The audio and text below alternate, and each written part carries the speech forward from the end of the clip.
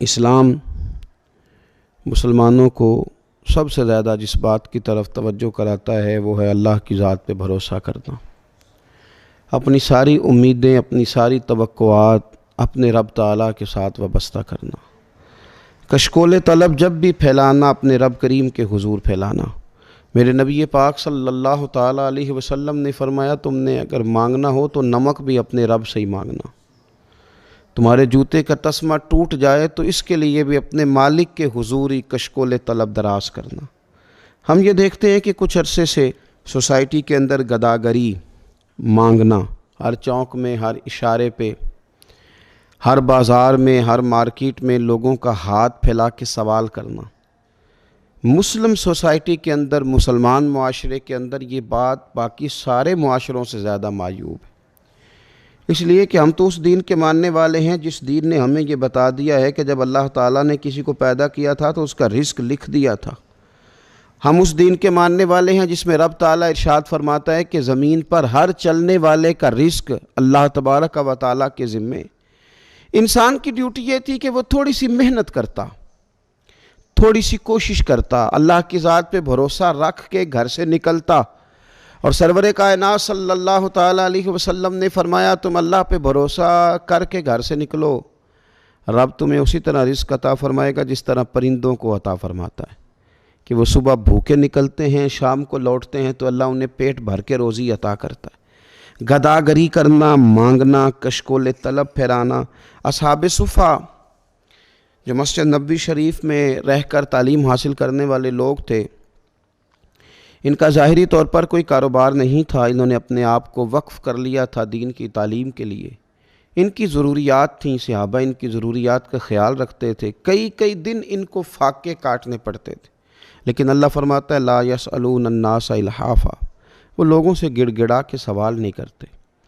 میرے محبوب علیہ السلام کے غلاموں کی یہ شان ہے کہ وہ کبھی بھی لوگوں کے ساتھ گڑ گڑا کے اپنی خودداری کا سودا کر کے لوگوں سے سوال نہیں کرتے۔ گداگری کا وہ جو ماحول آج ہماری سوسائٹی میں پیدا ہوا ہے، ہمارے دین نے اسے سخت ناپسند کیا ہے۔ حضرت سیدنا ابو بکر صدیق رضی اللہ تعالیٰ عنہ ارشاد فرماتے ہیں کہ نبی پاک علیہ السلام نے جب ہم سے وعدے لیے کہ تم کسی کے آگے سوال نہیں کرو گے، تو فرماتے ہیں میری تو یہ حالت ہے کہ میں گھوڑے پہ بیٹھا ہوں اور میرا درہ بھی ہاتھ سے گر جائے تو میں کسی سے نہیں کہتا اٹھا دو، کیونکہ حضور نے وعدے لیے تھے کہ ہاتھ نہیں پھیلانا، میں خود گھوڑے سے اتر کر وہ اٹھا لیتا ہوں۔ حکیم بن حزام رضی اللہ تعالیٰ عنہ صحابی ہیں جن کی پیدائش کعبے میں ہوئی ہے، ان سے حضور نے وعدہ لیا کسی کے آگے ہاتھ نہیں پھیلانا۔ حضرت سیدنا ثوبان رضی اللہ تعالیٰ عنہ سے وعدہ لیا کسی کے آگے ہاتھ نہیں پھیلانا۔ حضرت ابو ذر غفاری سے کہا کسی دنیا دار کے آگے ہاتھ نہیں پھیلانا۔ حضور سید عالم صلی اللہ تعالیٰ علیہ وسلم چاہتے ہیں خوددار رہے نبی پاک کی امت، لیکن آج کسی چوک میں چھوٹے بچے دکھائی دیتے ہیں وہ مانگ رہے ہیں، کسی جگہ پہ خواتین کھڑی ہیں وہ کشکول طلب دراز کیے ہوئے ہیں، کسی جگہ ہم دیکھتے ہیں کہ بیمار لوگ اپنے زخم دکھا کے مانگ رہے ہیں، کسی جگہ چھوٹے بچوں کو آگے کر کے مانگا جا رہا ہے۔ ہم دیکھتے ہیں کہ مسجدوں کے دروازوں پر اللہ تعالیٰ کا وہ گھر جہاں فقط اللہ سے مانگنا چاہیے تھا، وہاں بھی لوگ نمازیوں کے سامنے ہاتھ پھیلائے کھڑے ہیں۔ اس طرح کا ماحول اگر معاشروں میں بنے گا تو پھر وہ قومیں کیا خوددار ہوں گی یا قوموں کی قومیں بھکاری بن جائیں گی؟ پھر آنے والی نسلیں کیا کردار معاشرے کے اندر دے سکیں گی؟ اللہ کی ذات پہ بھروسہ کیا جائے، محنت کی عادت بنائی جائے، اور جب ہمارے سامنے اعداد و شمار آتے ہیں، جب تحقیق کی جاتی ہے، جب ریسرچ کیا جاتا ہے، تو پھر محسوس ہوتا ہے کہ ان میں زیادہ تر لوگ وہ نہیں ہیں جو مجبوری کے تحت مانگ رہے ہیں، زیادہ تر لوگ وہ ہیں جو تن آسانی کی وجہ سے مانگتے ہیں، زیادہ تر لوگ وہ ہیں جو محنت کے لیے آگے بڑھنا نہیں جانتے، زیادہ تر لوگ ان میں سے وہ ہیں جن لوگوں نے فقط پیشہ بنا لیا، جو سمجھتے ہیں کہ ہاتھ پھیلانا شاید ہمارے لیے آسان ہے۔ ان لوگوں نے ایک بڑا لمبا چوڑا ماحول بنا کے مانگنا شروع کیا ہے، اور ہم دیکھتے ہیں لمبی لسٹیں، لمبی قطاریں۔ میرے نبی پاک صلی اللہ تعالیٰ علیہ وسلم فرماتے ہیں تو ارادہ تو کر لوگوں سے بے نیاز ہونے کا، پروگرام تو بنا کہ میں نے اللہ کے بندوں سے نہیں لینا، میں نے لوگوں سے سیٹھوں نوابوں سے نہیں مانگنا، تو پروگرام تو بنا، تو لوگوں سے بے نیاز ہونے کا ارادہ کر، اللہ تجھے لوگوں سے بے نیاز کر دے گا، رب تیری مدد کرے گا۔ لیکن اگر تیرا ارادہ ہی ہو گیا ہے، میں اکثر کہا کرتا ہوں کہ کچھ لوگوں کو میں نے دیکھا ہے خیرات بانٹتے تو وہ جب بانٹ رہے ہوتے ہیں تو لینے والا لے رہا ہوتا ہے، تو ساتھ یہ بھی کہہ رہا ہوتا ہے کہ حاجی صاحب ہمارا اگلے سال بھی خیال رکھیے گا۔ خواتین یہ بھی کہہ رہی ہوتی ہیں کہ اس سال ہمیں زکوٰۃ دی ہے تو آئندہ سال بھی ذرا خیال رکھنا۔ او خدا کے بندے، تیرا اگلے سال تک مانگنے کا ارادہ ہے تو رب کریم کے حضور یہ سوال کر کہ اللہ تعالیٰ فضل کرے اور تجھے نوازے اور اگلے سال تو خود دینا شروع کر دے۔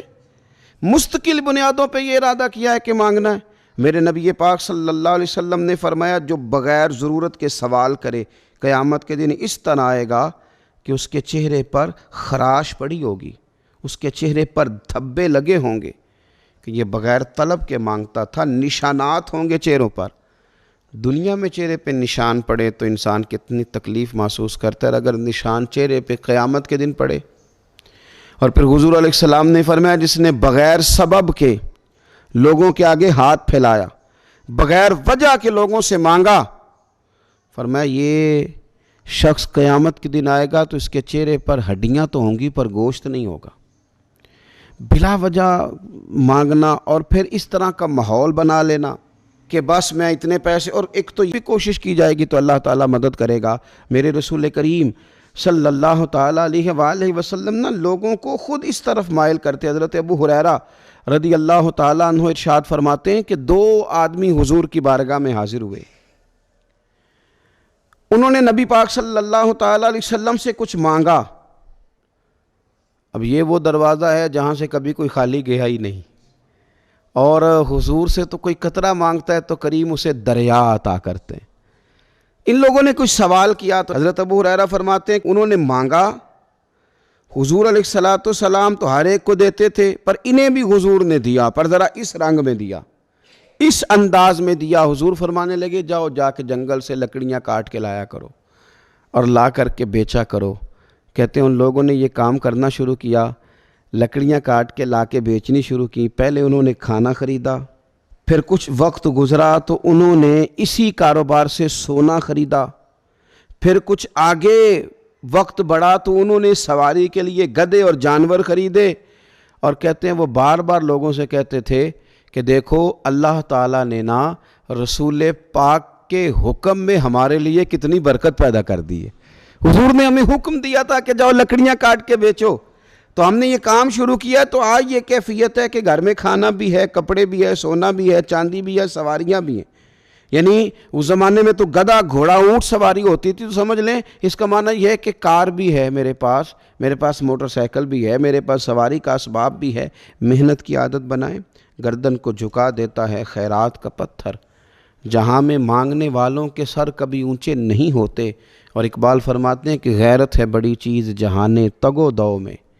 پہناتی ہے یہ فخر کو تاج سردارا۔ اللہ تبارک و تعالی ہماری نسل کے نوجوانوں کو محنت کی عادت عطا فرمائے۔ آخر دعوانا ان الحمدللہ رب العالمین۔